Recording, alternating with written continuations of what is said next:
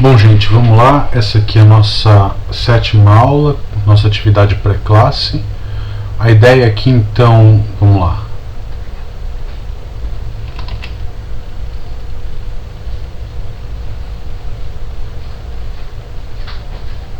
Aula 7. Vamos tentar abordar um pouquinho antes da aula em si 3 temas. Basicamente, a gente vai ter o teorema do confronto, que fala um pouco sobre alguns limites que vão ser muito úteis para a gente. Rapidamente, a gente vai ver a continuidade das funções trigonométricas.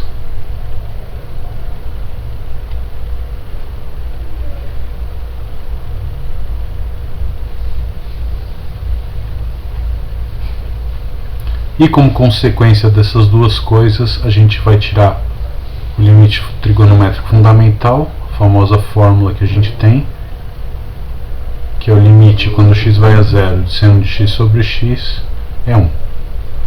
Vamos tentar ver na classe por que isso acontece e aqui alguma motivação, uma intuição e interpretação geométrica do que esse resultado significa.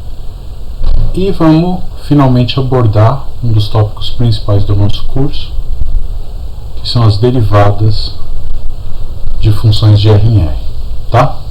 Então vamos começar aqui com o nosso primeiro tópico, o teorema do confronto. Vamos tentar ver numa situação gráfica o que ele significa, né? Vamos supor que você tem uma certa função h, que esteja ela ou não definida num certo ponto P, mas esse aqui é o gráfico da função h de x. Como a gente está interessado em limite, pouco me importa o que acontece no ponto P. Podemos supor então que ela está definida aqui no ponto P. Eu também tenho uma certa outra função g, cujo gráfico está sempre abaixo do gráfico da função h, né? Ou seja, nesse momento a gente tem que g de x é menor ou igual que h de x.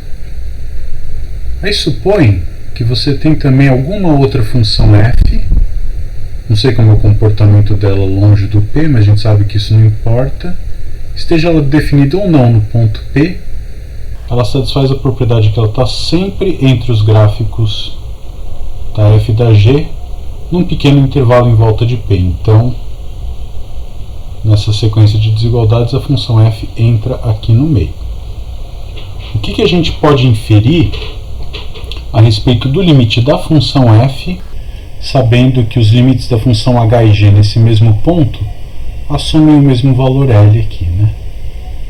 Parece intuitivo da figura que a gente vai ter que se g e h se aproximam do mesmo valor L, a f que está presa entre g e h vai ter também limite L. Então, o que a gente quer de alguma maneira verificar é que se o limite quando x tende para P de g de x é igual ao limite quando x tende para P de h de x, e essa é uma certa quantidade L, um número real, finito, limite, portanto, isso vai me permitir concluir que o limite quando x tende para P de f de x também é L. Tá certo? Essa intuição, a demonstração para esse resultado, a gente vai ver na aula. Vamos tentar então ver agora uns exemplos dessa situação. Vamos experimentar, por exemplo, com a função f de x igual a x vezes seno de 1 sobre x. Tá?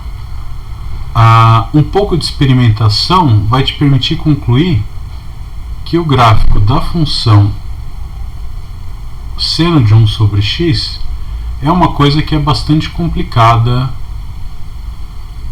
perto da origem. A gente sabe que existem infinitos valores, dado qualquer intervalinho aqui em volta do zero, existem infinitos valores onde esse fator da função seno de 1 sobre x vale 0 e infinitos outros pontos onde ela vale 1. E portanto isso permite a gente concluir que só o limite deste segundo fator seno de 1 sobre x aqui não existe quando x tende para zero, né? Em símbolos a gente vai dizer que o limite quando x tende para zero de seno de 1 sobre x não existe. Mas se você tentar fazer o gráfico dela, é uma coisa assim, tem um certo ponto aqui que é o 2 sobre π, onde essa função vale 1, tá? No 1 sobre π, por exemplo, ela vale 0, e a gente consegue inferir, não temos certeza ainda, mas da continuidade da função seno, mas dá para acreditar que quando x fica muito grande, seno de 1 sobre x tende para 0. Esse cara vai ter um comportamento assim, né?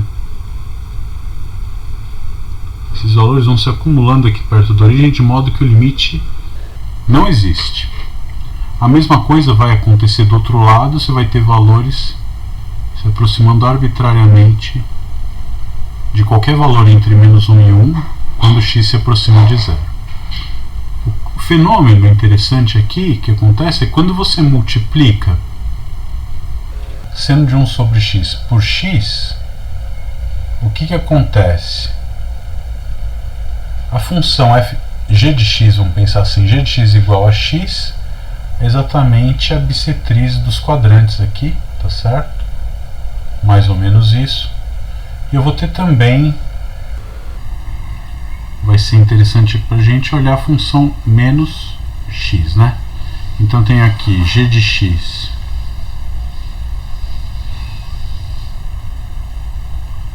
igual a menos x, e aqui eu tenho h de x igual a x. Uma expressão algébrica te permite lembrar o seguinte, que seno de qualquer coisa está sempre entre menos 1 e 1. Então, em particular, seno de 1 sobre x está entre menos 1 e 1. E, portanto, se o x for positivo, na hora que eu multiplicar essa desigualdade por x dos três lados, eu vou ter exatamente isso aqui. Aqui faltou um sinal de menos. E se o x for negativo, você vai ter a mesma sequência de desigualdades, porém na ordem inversa. Isso se reflete no fato de que o gráfico da função f vai estar preso entre essas duas retas, tá certo? E conforme a nossa intuição revelada no slide anterior, a gente pode então concluir que o limite da função f, quando x tende para zero, é zero.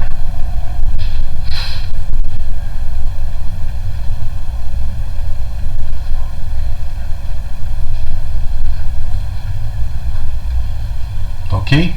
Esse é um exemplo bem interessante que vai ser muito útil para a nossa teoria. Uma pergunta que eu quero deixar para vocês nesse momento é a seguinte: qual seria a conclusão que se poderia ter se os limites das funções g e h não fossem iguais? Suponha que o limite da g é um certo número L1 e o limite da h é um certo número L2 distinto de L1. O que a gente pode dizer a respeito do limite da f?